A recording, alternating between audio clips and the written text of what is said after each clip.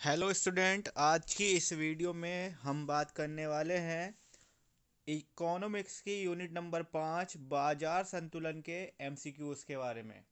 तो बाजार संतुलन बोले तो मार्केट इक्विलिब्रियम। और यहाँ पर हम बात करेंगे कि बाजार संतुलन में कौन कौन से टॉपिक पर आपको एमसीक्यूज मिल सकते हैं। और यहाँ एमसीक्यू जो हैं आपको ज़्यादा तो नहीं है, बट कुछ ही इम्पोर्टेंट एमसीक्यूज हैं जो इसमें यूनिट में आपको दिखाई दे सकते हैं। चलिए, छोटी सी वीडियो रहेगी, तैयारी अपनी करते रहिएगा और हम आपके लिए निरंतर कुछ ना कुछ आपके लिए प्लानिंग कर ही रहे हैं। आपके एग्ज़ाम कब है, आप अपना उसी हिसाब से तैयारी करते रहें। साथ ही साथ आप वीडियो जितने भी हमारे साथी देखते हैं उसमें आप एक काम हमारे लिए कर सकते हैं।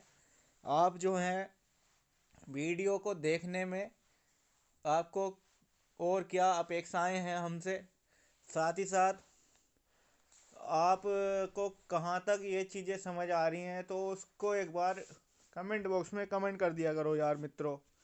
चलिए, पहला क्वेश्चन है, बाजार संतुलन क्या है। अगर हम बात करें बाजार संतुलन की, तो आपने तराजू देखी है। तराजू का क्या मतलब होगा भाई।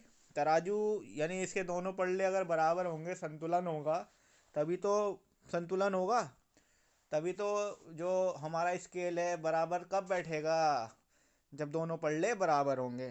तो भैया, बाजार मांग बराबर बाजार पूर्ति, यही बाजार संतुलन होगा।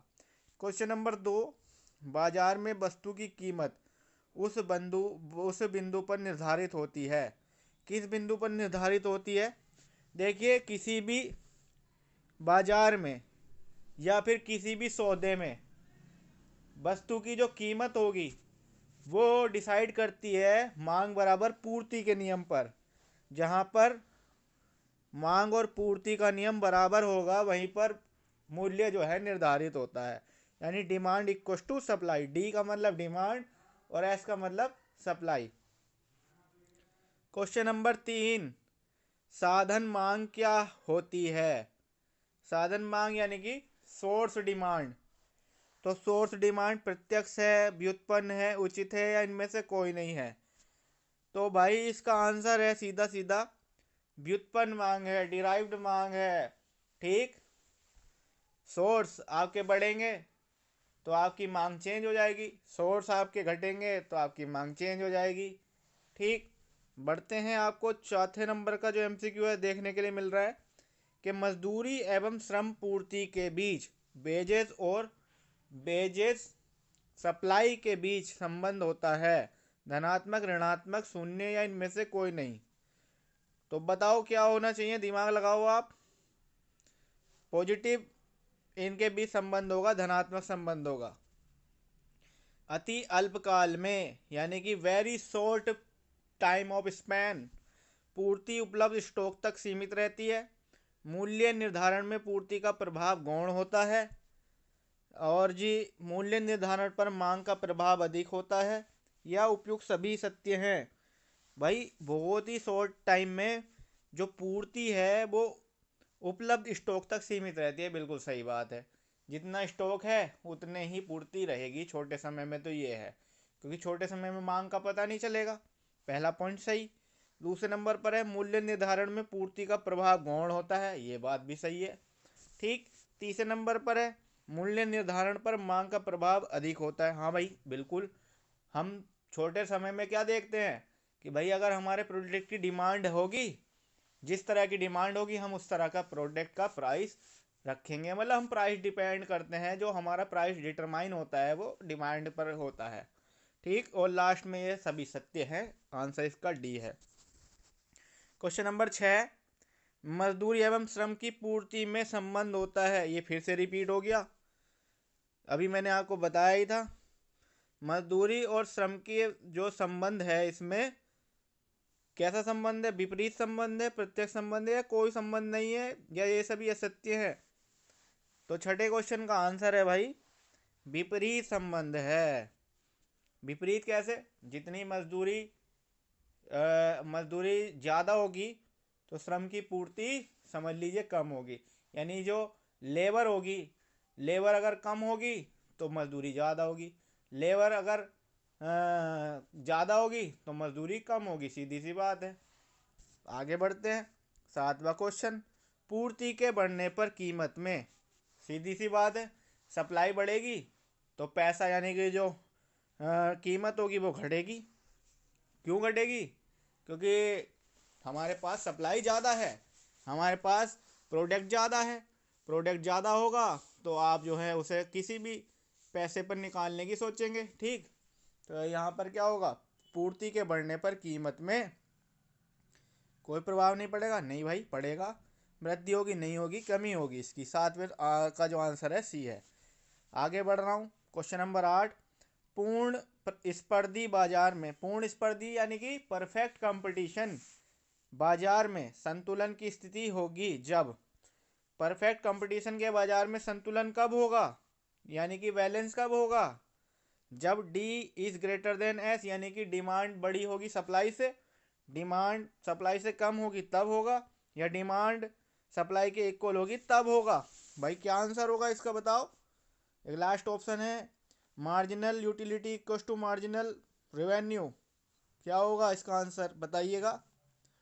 तो इसका आंसर है डिमांड इक्वल टू सप्लाई। देखिए पूर्ण प्रतियोगिता बाजार हमने कल पढ़ा था, और पूर्ण प्रतियोगिता बाजार में हर चीज़ इक्वल रहती है, मैंने कल बताया ही था आपको।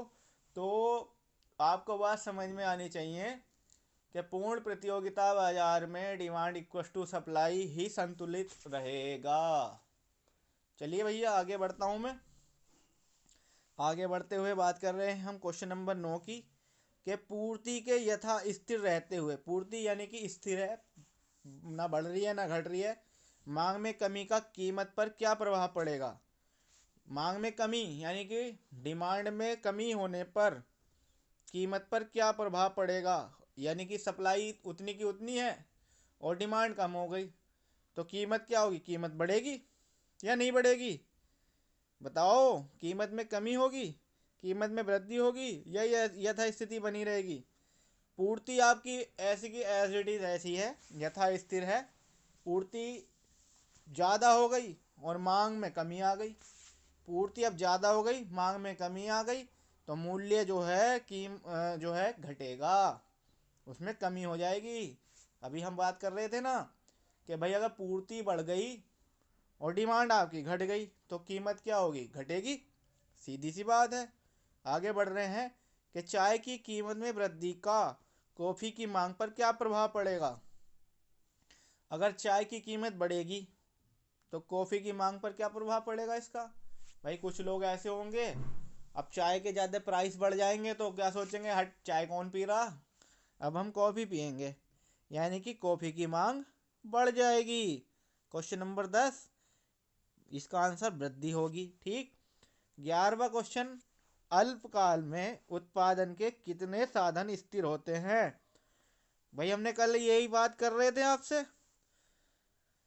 तो अल्पकाल में उत्पादन के कितने साधन स्थिर होते हैं। क्वेश्चन नंबर 11, कोई भी नहीं, सभी, कम से कम एक या अनिश्चित।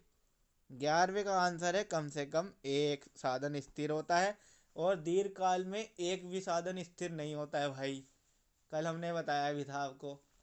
क्वेश्चन नंबर 12 देखते हैं फटाफट।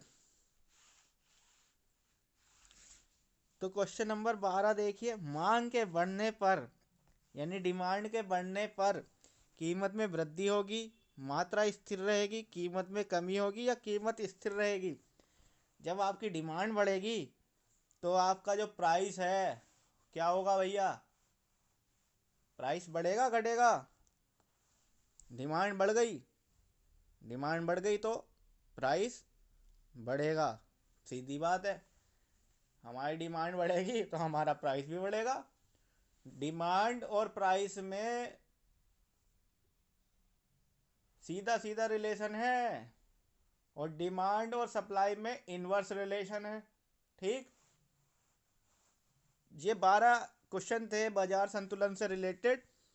मिलूंगा आपसे अगली वीडियो में और अगले टॉपिक के साथ।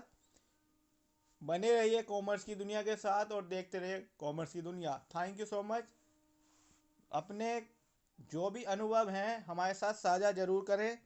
आपको हमारे द्वारा प्रेषित की जा रही वीडियो किस तरह की लग रही हैं और आप हमारे से और क्या अपेक्षाएं कर रहे हैं, प्लीज़ ज़रूर बताएं, तभी अच्छा लगेगा। Thank you so much.